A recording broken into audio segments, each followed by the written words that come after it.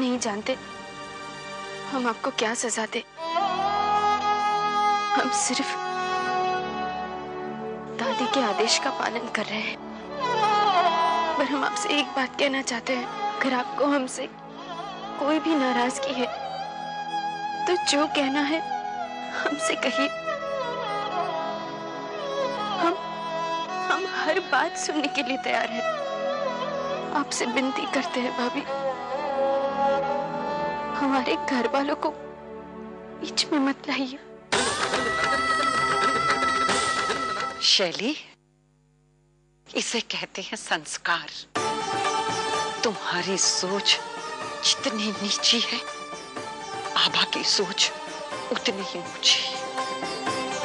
भले ही घर की जिम्मेदारी तुम्हें सौंपी हो, मगर इस जिम्मेदारी के असली हकदार आभा है। लाओ शैली, चाबी हमें दे दो।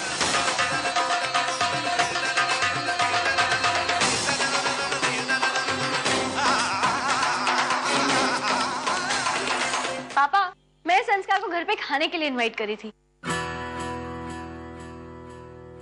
लेकिन मुझे लगता है कि मेरे हाथ का बना खाने की बात सुनकर वो थोड़े से डर गए हैं। कम ऑन संस्कार,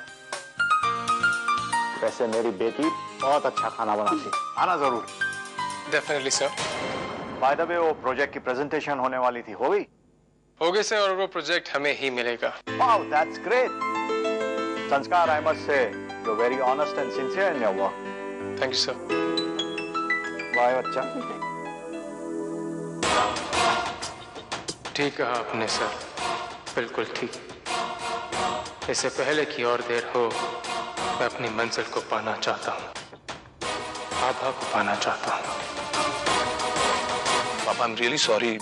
जो आज हुआ, मैं जानता हूँ कि आपके दिल पे इससे बहुत चोट पहुंची होगी, पर I just want to tell you one thing पापा, मुझे इसके बारे में कुछ नहीं पता था।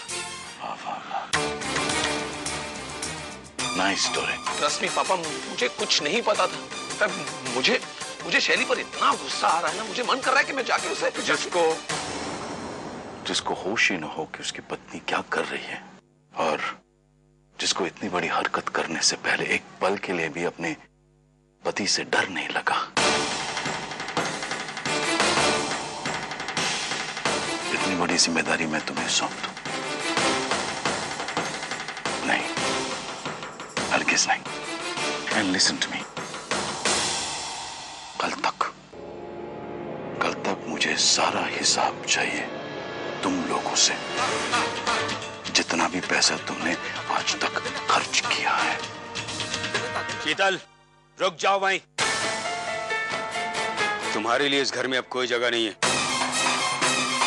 ना तुम पत्नी कहलाने के लायक हो, और ना ही इस परिवार का हिस्सा बनने के। तुम जा सकती हो इस घर से। तुम्हारी जैसी औरत के लिए ना मेरे घर में, ना ही मेरी जिंदगी में कोई जगह है।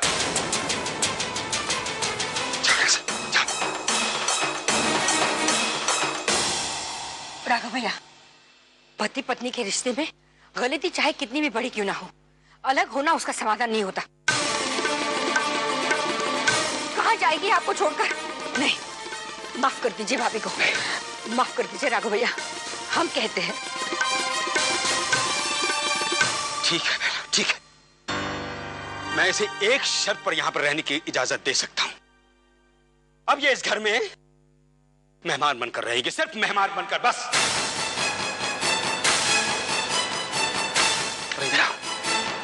आज के बाद मैं तुमसे अपनी पत्नी होने के सारे हक छीनता हूं।